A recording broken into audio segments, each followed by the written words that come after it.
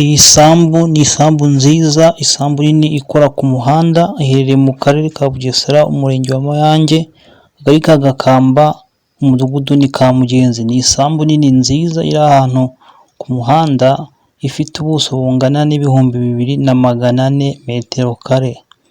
Nk'uko mubibona ni ahantu ku muhanda rwose, ahantu heza hera. Ushobora kuba wayigura ukayikoreramo umushinga w'ubuhinzi, cyangwa se ukanayicamo ibibanza ukubaka, cyangwa se ukanaba wayikoreramo ibijyanye no korora. Ni isambu nziza ushobora kugura miliyoni 15 zonyine, ubundi ukayikoreramo imishinga itandukanye.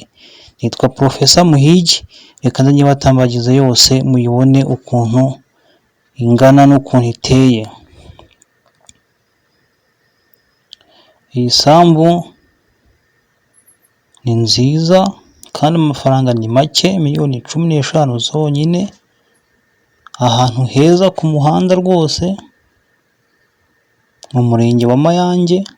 Mayange barayizi nk'umurenge mwiza ugezweho, ukora ku kibuga cy'indege, wegeranye na Nyamata.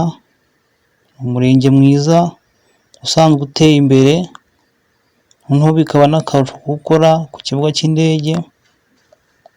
Niyo mpamvu rero iyo tuvuze Mayange muri Bugesera, umuntu ahita yumva ko hari ahantu heza mu buryo bwose. Iyi sambu rero ndi kubereka iri mu murenge wa Mayange, mu kagari ka Gakamba. Aya ni amasaka ari muri iyi sambu, ubona ko ari ahantu heza hanini.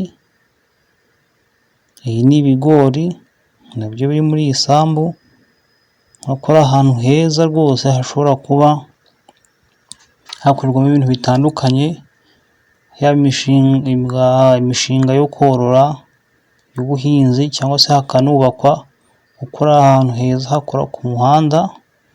Urabona ahantu harimo ibiti bya avoka n'amasaka, ndetse hakabamo n'ibigori. Ni ahantu heza rwose, n'ukuntu amasaka arimo ari meza, afite umusaruro mwiza, ushobora kuba wagura ukahakoreramo ibikorwa bitandukanye. Ushobora kuba wakubaka, ukahahinga, cyangwa se ukahororera.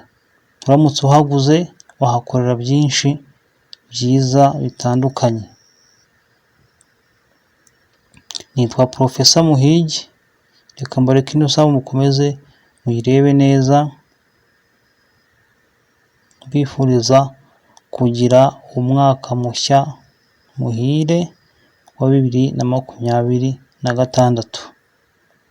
Naho ubutaha uko ibiganiro byacu ari akagaruka.